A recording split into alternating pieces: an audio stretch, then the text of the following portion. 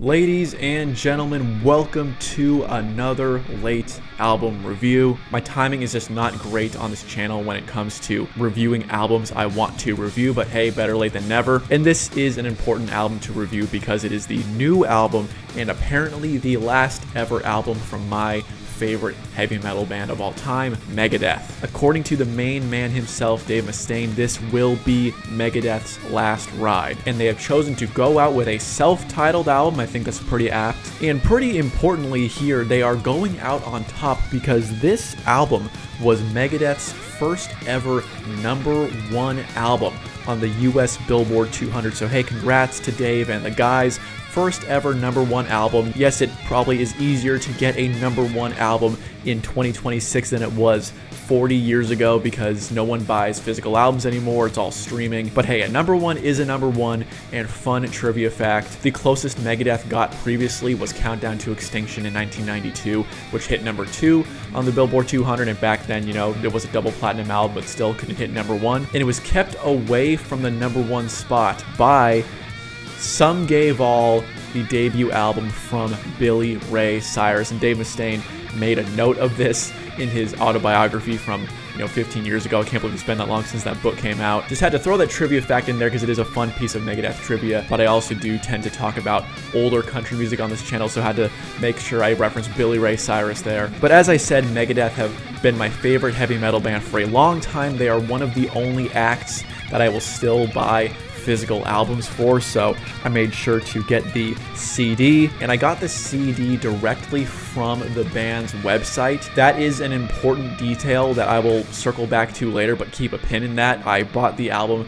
directly from Megadeth.com, and I also bought the cassette. I'm very glad they're still doing cassette issues of this album. It looks pretty good. The album cover looks really good translated to the cassette format. So yes, I bought 2 physical copies of this album, whatever I can do to line Dave Mustaine's pockets with more cash. Now, I tend to run very long in these videos. Oftentimes, these album reviews go on for longer than half an hour. I'm really going to try to condense that, go through this really quickly, because chances are by this time you've already watched several reviews of this album already. You've already solidified your own thoughts about it. So first, I'll begin with the pre-release thoughts that I have, the months leading up to the album, what Megadeth did to promote the album. They released a few singles and music videos, namely Tipping Point and I Don't Care, the lead-off singles. But I really want to talk mainly in this section about the album's trailer, which I believe was titled The End Is Near. I'll have it up on the screen. And I and many other fans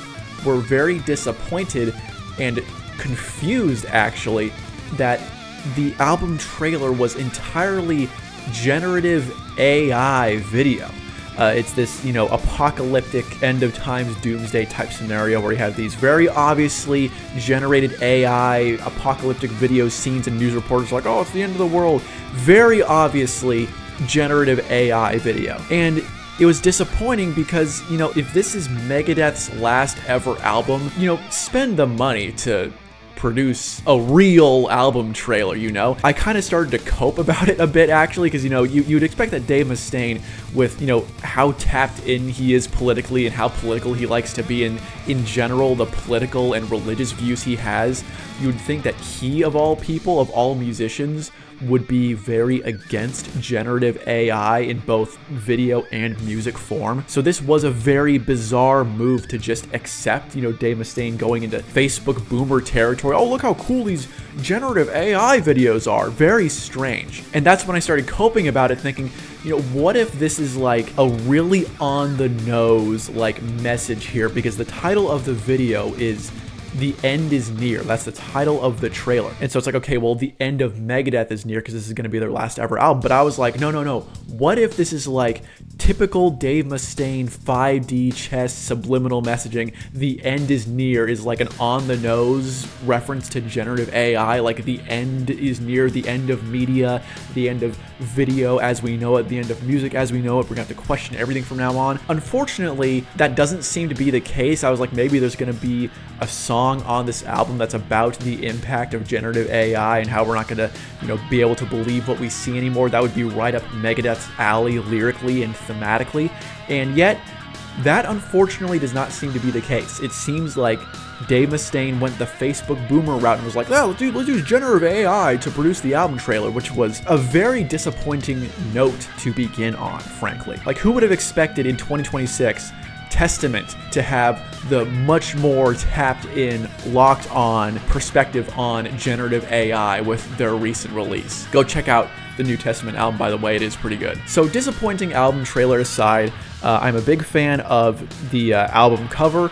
A lot of people don't like it. I'll get into that when I'm talking about my opinion at the end of my review about other people's reviews, because I think a lot of the discourse around this album has been quite bizarre, actually. But, you know, holding up the cover, I really like it. I think symbolically it's really cool. I think it's kind of a stark contrast from all of Megadeth's previous albums. You know, it's all white. Vic Rattlehead, their mascot, is in white, and, you know, he's burning up, kind of like a Two-Face from Batman thing going on here, where half of him is being burned. I think symbolically, it's a really strong album cover, yet unfortunately a lot of people don't really seem to like it. From what we know, this is not generative AI album artwork, and the artist, I can't remember their name, but I'll definitely put their name on the screen. They deserve a lot of credit for not just the cover, but also they made artwork for every single song on the album. And thematically and aesthetically, this album does have a really consistent artwork theme, which you don't really see a lot anymore. Of course, now that, you know, we're definitely in the streaming era of music and have been for the past, you know, 15 years almost. The art of, you know, the aesthetic, really impactful album cover is really dead, and it's been dead for a long time. And the same can especially be said of, you know, the artwork of the liner notes and, you know, the packaging of the physical copies, because physical media, despite the fact that, you know, oh, vinyl is coming back, all the CDs are coming back, they are not nearly to the degree that they were big 25 years ago, of course. So most artists, you know, generally put zero effort into their, you know, the artwork on the inner album sleeves and the CD booklet or whatever. But the artist Megadeth hired to do this artwork did a fantastic job of, you know, not just making great artwork, but, you know, applying a theme. There's definitely like a story that they are telling with the artwork. And so I'm sorry I'm forgetting their name, but you gotta give this artist a ton of credit. They did a fantastic job, not just with the artwork itself, but building a consistent artistic theme and like a tone for this album. You really don't see that a lot anymore. I also saw Behind the Mask in theaters. There was one local showing near me ahead of this album's release, and it was basically just, you know, sitting in the movie theater, just listening to every single track from the album, with Dave Mustaine hopping in every once in a while between songs to give his commentary either on the song you just heard or were about to hear, or stories from the past. You know, listen, I'm a huge Dave Mustaine fan, despite how most metal fans have a true love him or hate him relationship with him. So the listening party movie experience was pretty cool, but, you know, I'd heard a lot of the stories before, and it's like, you know, he was kind of droning on a bit. You know, I love Dave, I love hearing his perspective, but I was kind of like, okay, dude, you know, like, there were moments where I was like, let's get this going, man. But speaking of rambling, I'm definitely rambling, and I haven't even gotten into reviewing the songs yet, so let's get into that right now. We start off with Tipping Point, first track and first single and first music video released from this album. The music video was, you know, pretty good, but also like very generic, standard, modern 21st century heavy metal music video. They all have the same color grading, the same aesthetic now. There's like almost no creativity in heavy metal music videos anymore. It's really too bad. But the intro riff, the main riff, is solid, definitely signature, you know, rebirth era Megadeth, you know, from the aughts up till now. The verse riff is where the song truly kicks in.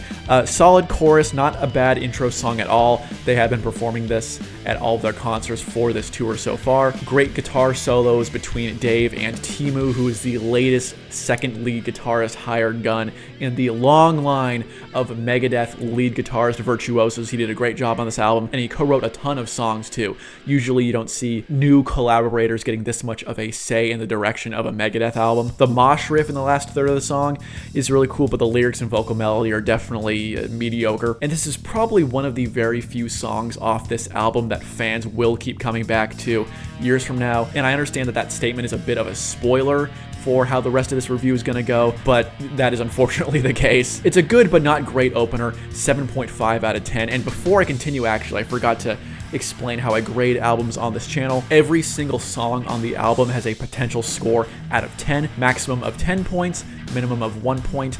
Then at the end of the review, I tally up all the scores for each individual song, and then I do, a simple division equation, the total points divided by the total possible points. So for example, if an album had 10 songs, there would be a possible 100 points, and let's say the songs added up to 90, well, that would be 90%. That percentage score gets converted to letter grade, like back in school, so it would be an A-, and thus the album would get an A-. So 7.5 out of 10 for Tipping Point. Then we have track 2, and it's the punk-inspired second single off this album, I Don't Care. Dave definitely trying to lean into the punk bag over here, call back to his Anarchy in the UK cover. Musically, it's fine. Dave's vocal delivery is good.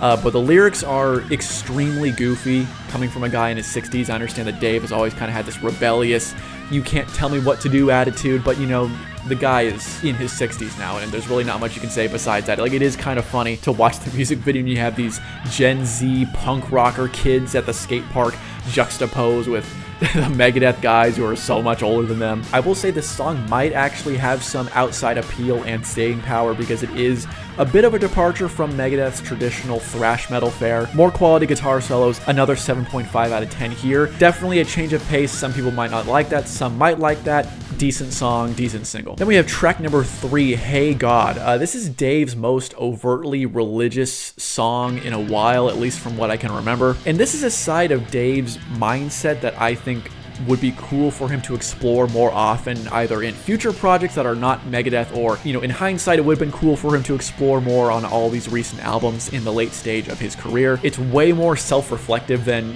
literally the previous track on the album, I Don't Care. The lyrics are decent, a bit lacking in depth for the subject matter, but the subject of the song is Dave expressing a self-awareness that he wants to reacquaint himself with his spiritual life. He has been openly Christian for more than 20 years now, and this theme of having this self-awareness of needing to get back in touch with one's spiritual side, his religious side, ties into the theme that does kind of permeate this album, and also the promo leading up to this album, which is Dave definitely being aware of his age and mortality. Dave, of course, had throat cancer a few years ago. He's been through a ton. There's a reason why he can't sing as well as he could years ago. Some people might say, oh, he could never sing well. You don't know ball. Dave Mustaine was actually a very good vocalist at one point during his career. But I do think that theme of Dave, who has been this, sort of me against the world type of guy for so long, exploring more of this self-aware, I'm getting old, I'm not going to live forever. That would be a very interesting subject matter for him to tap into more often. Basically, I like the concept of this song a lot, but the execution lyrically and musically falls a little short. The verse and the chorus are fine. The chorus is probably the strongest part of the song. The guitar harmonies in the outro are cool, but overall 7 out of 10. I do think this song had a lot more potential. I think another song that comes to mind that's actually very similar in terms of its theme, it's Never Walk Alone, A Call to Arms.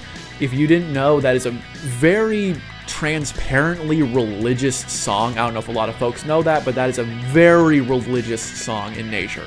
And that I feel like it executed that theme a lot better. But of course, United Abominations is a great album, very underrated, so it makes sense that that's overall a better song. So 7 out of 10 for Hey God. Then we have Let There Be Shred. This song is a definitely obvious guitar nerd bait, both in its title and execution. A lot more back and forth guitar solos here. This was also released as a single. Actually, looking at my notes, apparently I Don't Care wasn't released as a single, even though it got a music video. I don't know, sometimes bands and artists and labels are weird with what's a single and what isn't these days. The back and forth guitar solos are very cool. The lyrics are goofy. Kind of calls to mind back in the day from The System Has Failed, and that was a much better song, but it's kind of like giving homage to musical roots and inspiration of and the zeal of being a hungry young musician. Kind of similar thematically, although this song is more specifically an homage to playing the guitar and the guitar as an instrument. The lyrics are indicative of, as I said about Hey God, the more autobiographical aspect and concept of this album, so that's good. It plays into the theme a bit more. The bridge riff is great, will inspire a lot of mosh pits.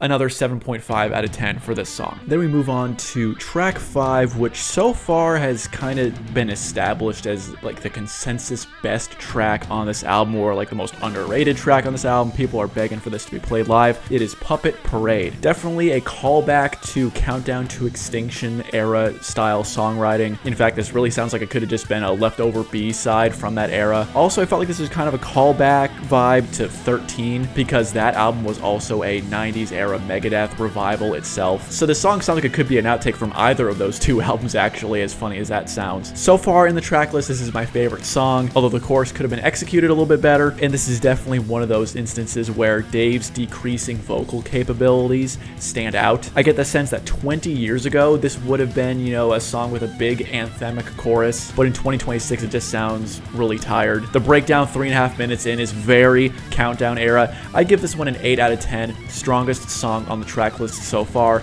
as I said. Track number 6, Another Bad Day, another track that calls to mind 90s era Megadeth, though I would place this one more in the euthanasia or cryptic writings era. But the big issue I have with this song, despite, you know, the verses being pretty strong, is the ridiculously weak chorus. And the reason this chorus is weak is not just because of, you know, the lyrics or even the vocal melody or Dave's capabilities. It's because the lyrics is just Dave repeating, "It's another bad day, another bad day," and like that's the whole chorus. And it's like, you couldn't have done more with that? Even if you kept the same vocal melody and the same syllable count, you could have done more with it, right? A big whiff here, in my opinion. Definitely had more potential with this song than what we got, so this is a 6.5 out of 10 for me. The first disappointing track so far. Getting into side 2 now. Side 2 of the cassette and vinyl releases. Made to Kill, awesome triplet bass thrash metal. That's like my weakness right there. Probably the best straight up thrash track on this album. 8 out of 10. Gonna try to get through these quicker now. Obey the Call, track number 8. Another song that sounds like it's a leftover from the 13 era, especially in the verses. Decent mid-paced song, but it's another one with a pretty flat chorus. Speeds up toward the end with a bit of great guitar dueling between 𝑀𝑒𝑒𝑔 and Dave, but that's not enough to really lift the song overall. Another 6.5 out of 10. I Am War, track number 9. I like the main riff, good in the intro especially, but it's yet another mid-paced song with yet another weak chorus. The choruses in general are really lacking on this album. That's a consistent thing I've been bringing up so far. 7 out of 10 for I Am War. And then track 10, what should have been the last track on the album and thus the last track in Megadeth history, The Last Note. A very different song from the rest of the album.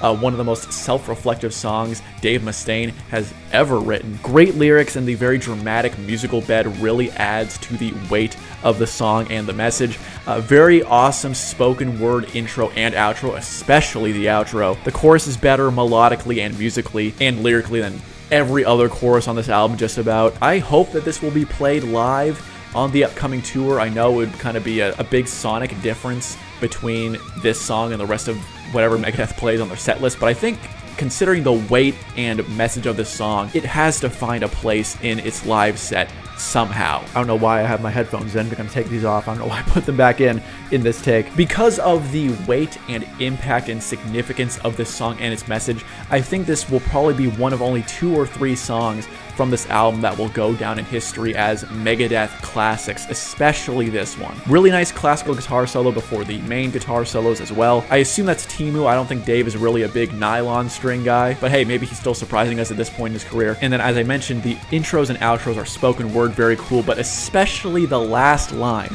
"I came, I ruled, now I disappear," could have been the final line of the song, the final line of the album, and thus the final line in the history of Megadeth, a career spanning more than 40 years. So 9 out of 10 for this song, in my opinion, really the best song on the album so far, but we do get one more track. And it's a cover. Megadeth have been known to play covers on their albums before, but this is a significant one and a very interesting one because it is a Metallica cover. Yes, Megadeth covering a Metallica song. Now, of course, as I'm sure all of you know, Dave Mustaine was a member of Metallica once. Whoa, crazy insider ball knowledge here. Dave Mustaine was a member of Metallica once. Yes, he was.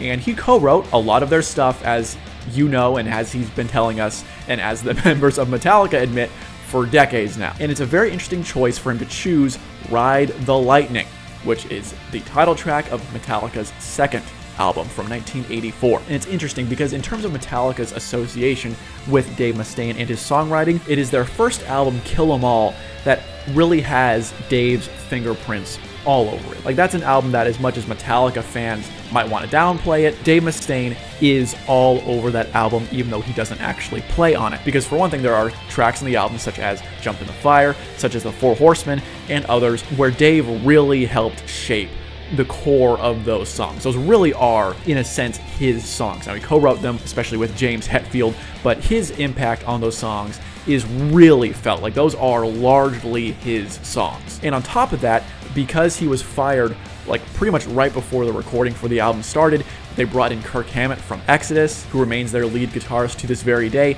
And basically, Kirk, from what we can tell, was told to really just cover Dave's solos from the No Life Till Leather demo tape from 1982. So not only is Dave's impact felt from the songwriting perspective, but even in terms of the guitar solos, those aren't really Kirk's solos, even though he's the one playing them. Those are really Dave Mustaine solos. They're not one-to-one copies of Dave's solos, but they are very similar structurally and in terms of the licks Kirk is playing. So not only are we getting a lot of Dave Mustaine riffs, but we're getting Dave Mustaine solos too on that album. And of course, as the story goes, Dave told him, "Don't use my stuff." They used his stuff anyway. Dave got back at them by performing the mechanics on the first ever Megadeth album, Killing Is My Business and Business Is Good, because that was the original title of the Four Horsemen. He also wrote those original lyrics, so he was kind of, taking his song back, in a sense. And he's done that a few other times, like he's kind of appropriated, or I should say, reappropriated Metallica riffs or melodies in other songs. There are traces of these, where it's almost like Dave is, like I said, trying to reclaim ownership of stuff he wrote when he was in Metallica. And Ride the Lightning is a song where Dave Mustaine contributed, but he didn't contribute as much necessarily as what he contributed to Kill 'Em All. And that's why this is kind of an interesting choice. From what I understand, Dave Mustaine was given credit on the songwriting credit for the spider riff, that's obviously very clearly Dave Mustaine, right? And then I've also heard that he wrote the intro. So I think at most we've got, two kind of noticeable core aspects of the song that are Dave Mustaine penned parts.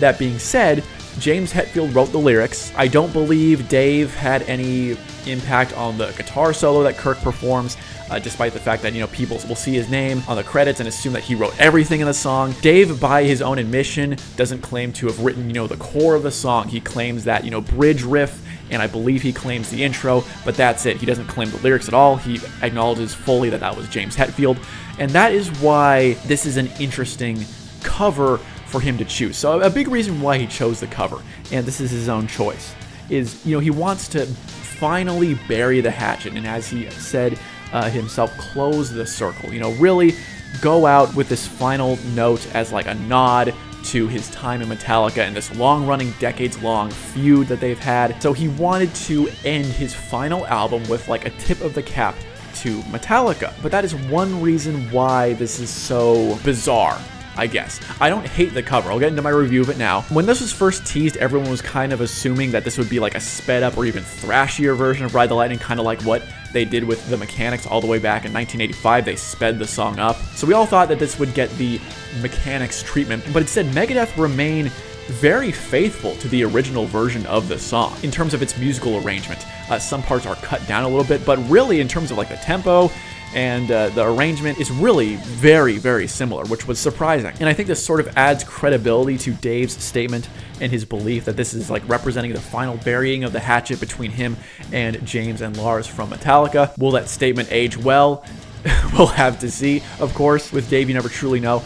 But I will say, I think it's good for the Megadeth and Metallica rivalry that Dave didn't cover this song saying, well, here's how the song should have sounded. Like, a lot of people wanted that thrashier, sped up version. Like, oh, yeah, that's right, Dave. Show Metallica how their song should really be played. After all, it's your song. But I think it's better and way more respectful, and it's more dignified that he covered the song in a more faithful way instead of just saying, well, if I had been a Metallica, when they recorded Ride the Lightning. Here's how I would have played the song. I think it's better in general for the feud that he closed the chapter, closed the book entirely by remaining faithful to the original version of the song. And in fact, even the guitar solos that Dave and Temu actually trade off on, they split up the solos, are faithful to the guitar solo that Kirk recorded back in 1984. So that's also pretty big of Dave to do, instead of like, you know, trying to show up Kirk saying, I'm gonna perform a better solo than you, I'm gonna really shred on this one and show that your solo back in 84 was lame. He plays this solo the right way, or the original way. So I'm gonna spend more time reviewing this cover though than any other song on this album, because I have my own thoughts that are similar to some folks in terms of the optics of this and the fact that it's kind of a weird choice to do. But then I'm also going to go into addressing some bizarre criticisms of this cover. So it's like I'm critical of this cover, but I'm also defensive of it. I'll get into this first of all. I don't think this is a bad cover at all. I think it's, again, good that they were faithful to the original version of the song. But one criticism of this cover that I do agree with is how strange the optics of it are. In the sense of, you know, this is Megadeth's last album, and he's going to close out Megadeth completely by covering a Metallica song. And yes, it's a Metallica song that he contributed to, but it's not a Metallica song where he wrote the lyrics. It's not a Metallica song where he wrote like a majority of the song even. And so that alone makes it bizarre. You know, it's not like, again, the Four Horsemen / Mechanics, where that was like really his song that he brought into Metallica, and then they rewrote the lyrics and renamed it the Four Horsemen, and Dave's like, well, dude, this is my song, so I'm taking it back. Ride the Lightning is not a song that Dave Mustaine really owns. It really is mainly a Metallica song that Dave did make some riff contributions to when it was in its infancy as a song. But also, in terms of, again, the optics, you know, Dave Mustaine formed Megadeth out of the ashes of him getting kicked out from Metallica. And so he's saying this is going to, you know, finally close the chapter. It's going to close the circle finally, bury the hatchet. We'll see how the Metallica guys respond if they do at all. But this is like Dave showing and being, you know, very mature and saying like, listen, like this is like my final tip of the cap to my time at Metallica and to the guys Metallica. But it's like, this is Megadeth's final album. It's a self-titled album, and the last track on the last Megadeth album is a Metallica cover. Is Dave never gonna get over this? And, you know, some will say, like, he has the right to still be angry, but, like, he was in Metallica for a little more than a year, okay? It wasn't like he was in the band for 5 years and then got kicked out. He contributed a lot to the very early material that Metallica released, but he was not in the band for, like, a decade and then got unceremoniously dumped when they were on tour or something and not compensated for his time in the band. He was in the band for a little more than a year, contributed a lot in terms of songwriting, and was let go and fired pretty unfairly right before their first album was even released. So it's not like Dave Mustaine played on any Metallica albums.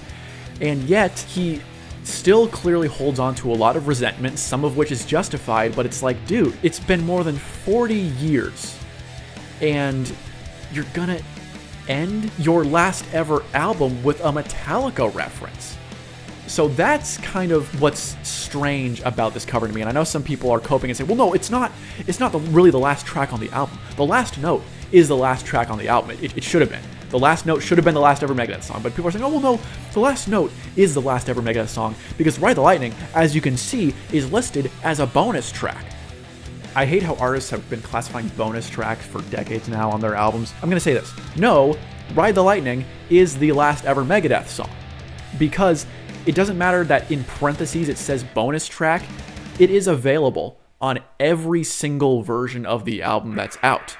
So it is the last track on the album. They can say it's a bonus track all they want. It is available as the last track, as the last song on every single edition of this album. It's part of the main album. So as much as we all want the last note to be the last ever Megadeth song, and as good as that would have been, Ride the Lightning, this cover, is the real last ever Megadeth song, which is just a further demonstration. Like, how does Metallica not get the W in this situation? Their biggest rival, the guy they kicked out more than 40 years ago, is still so, you know, to some degree obsessed with this, that his last ever track on his last ever album is a cover of one of their songs. And yes, He contributed to it. He wrote some of the riffs, but it's still their song. He's still singing lyrics he didn't write. He's performing a guitar solo that he didn't write. So how does Metallica not take the W in this? And I'm saying this as someone who is a big-time Megadeth fan. I'm a bigger fan of Megadeth than Metallica. But how is this not a W for Metallica? Seriously, in terms of the view. As mature as it is for Dave to do this and make this gesture, it's still a strange move to do this. I think personally, this should have been released as a standalone single to promote the album, or it should have been like an actual bonus track and only available on like one version of the album. You know what I mean? Like it should have been like a vinyl only exclusive, right? Or something like that. It should have been a real bonus track or a standalone single to promote the album instead of being the last track on every single version of the album. Maybe even throw it like at a random spot in the track list, like a track number freaking 5 or whatever, I don't know. But it's the last song on every version of this album. So the last Megadeth recorded track in history, if they really do never record a song again, is going to be a Metallica cover. That being said, I do like the cover. I'm going to go over my criticisms of some of the commentary, the strange criticism of this, so I am going to defend the song later on, but for now, I'm going to give this song a score of 8 out of 10. I think it's one of the better songs on the album, actually, and that gives a final score of 82.5 points out of a possible 110. That is a score of 75% for a total grade of C. And I do think that's appropriate. I think that this is, a good but not great album. I think it's fine. It doesn't suck. It's not like Megadeth are going out with a Super Collider type of vibe. But, it's good, not great. It's a fine album, a decent note to go out on, but it's not anything more than that. It's not a great album. It's not, a super legendary album. It's a solid album. Now I will go over the bonus tracks, not including Ride the Lightning, because that's not a real bonus track. I'm going over the actual bonus tracks that were only available on exclusive versions of the album, and they are not included in the main album score because they are not main album tracks. But I'm going to begin with a note on this. As I mentioned, I bought my CD copy from the Megadeth official merch website. I bought it directly from the band, right? The Megadeth web store version of the CD and cassette have no bonus tracks, but the version from Target has a bonus track. It's bizarre that I am penalized for purchasing directly from the band. And this is what people say, you buy directly from the band. Support the band directly. Cut out the middleman. Don't go to big box retail. Don't listen on Spotify. Buy physical media directly from the band or directly from the label or whatever. But instead, we are incentivized as Megadeth fans to go through a middleman just for a bonus track. And it's like there's even like a Barnes & Noble exclusive vinyl variant. Like what? Barnes & Noble? Who the hell is buying their records at Barnes & Noble? We're going to bookstore chains for vinyl exclusive versions now? Like, what's going on? In the past, there's been Walmart versions of Megadeth albums. There's been Best Buy versions. It's just silly that as fans, we are penalized for trying to support the band more by cutting out the middleman and going directly to their website. Anyway, that's a whole ramble I have. So first is Bloodlust, which is the Target edition bonus track. So if you bought the CD from Target, you get this bonus track. You get 12 tracks instead of 11. I was penalized for buying directly from the band's website, but whatever. So we got Bloodlust, upbeat, super catchy main riff. Verses are pretty good. One of the better pre-choruses and choruses of the entire crop of songs. The pre-chorus and chorus verse are excellent. Some great back and forth soloing between Dave and Teemu. Really great guitar solos on this album overall. So why on earth wasn't this on the album's main track list? This would have been a top 3 or top 4 song on the album. But instead it's relegated to a big box chain specific variant of the album. I give it a 9 out of 10. Would have been one of the top scored songs on this album, but it's a bonus track, so doesn't count for the total score. Too bad. Should have been on the album. Then we have Nobody's Hero, which is the expanded digital edition bonus track. And I believe that's like if you bought the digital version of the album directly from Megadeth store or whatever it's called, you get this bonus track. So let me get it straight. If you buy the digital version of the album directly from the band, you get a bonus track. But if you buy physical copies of the album, you don't get the bonus track. That makes a lot of sense. Yes, punish fans who want to buy physical media. With the song, though, we get another excellent riff. James Lomenzo's bass sounds freaking huge right from the jump. And the song even references Megadeth lore. with the mention of killing is my business. In fact, some of what happens to the main character in this song is a bit similar to Vic Rattlehead's origin story in Skull Beneath the Skin, one of the best tracks of Killing is My Business. Thematically, this seems to make sense with the general theme of this album being the finale of Megadeth. And I think Dave even alluded to there being aspects of this album that were gonna, go back even more into Vic Rattlehead's backstory. So thematically, this song should have been on the main track list too, because it ties into the concept of this being the last ride of Megadeth. A lot of guitar overdubs here, but they make the song very dynamic, more so than pretty much any song on the track list. This sounds a lot bigger than any other song on the track list. Really good guitar solos. Makes no sense this is a bonus track, as I inferred earlier. Sounds like it was written during the United Abominations era. I give this one an 8 out of 10. Also, should have been on the album, but it's not, so it doesn't count towards the total album score. Wrap up thoughts before I get into my ramble and addressing some of the criticisms of this album. General wrap up thoughts. I think it's an improvement on The Sick, the Dying, and the Dead, which is their previous album from 2022, which I thought was pretty mediocre, actually, and really has not had any staying power as an album, at least in my life. Like, I go back to other Rebirth-era Megadeth albums all the time. I go back to The System Has Failed all the time. I go back to United Abominations all the time. I go back to Endgame all the time. I go back to Dystopia all the time.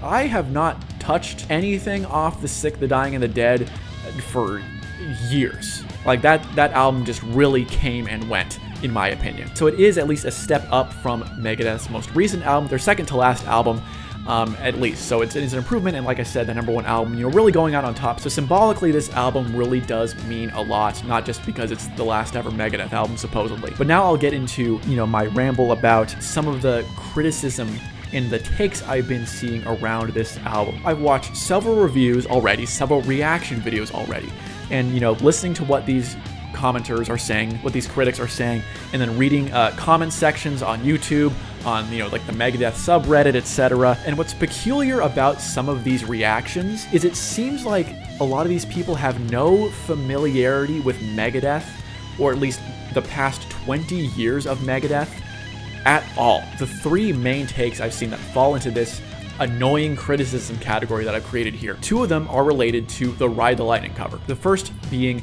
the production values of this cover, and then loosely by extension, the production values of the album overall. The second being Dave Mustaine's vocal performance on Ride the Lightning specifically. And then 3, the album cover. So I'll break these down one by one. The first being the production values of the Ride the Lightning cover. Now, because this is, Dave Mustaine covering a Metallica song, obviously, this song got more attention than any other track on the album. That's another reason why I think Metallica take the W here, is because Metallica is dominating the discourse around the last ever Megadeth album. It's the last ever Megadeth album, and yet all anyone is talking about is the cover of the Metallica song. Metallica takes the W, guys, I'm serious. But regarding the conversation about the production values of this cover, one criticism that I see come up from reaction channels all the time about this cover is, oh, it sounds so dry.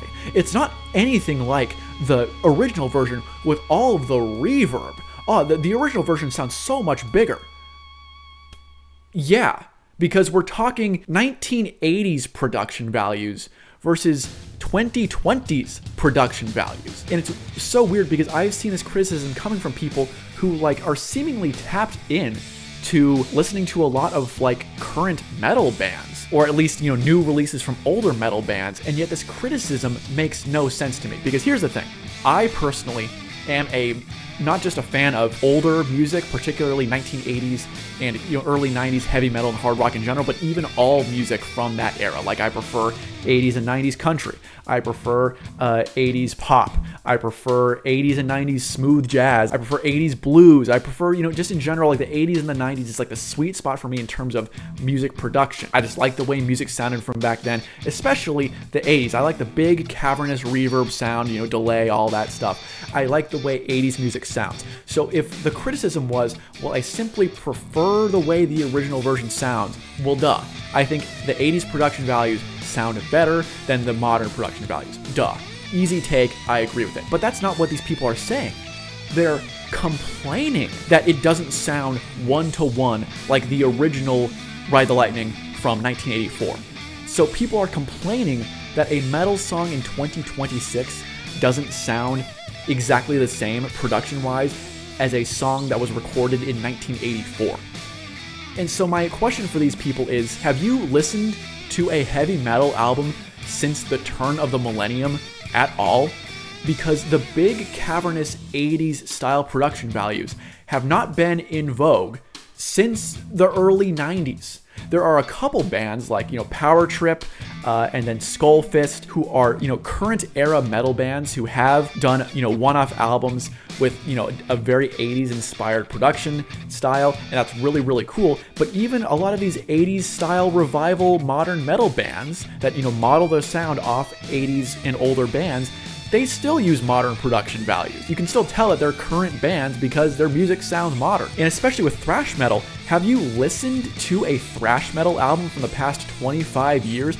Everyone reviewing the song is like, oh man, the drums sound so dry.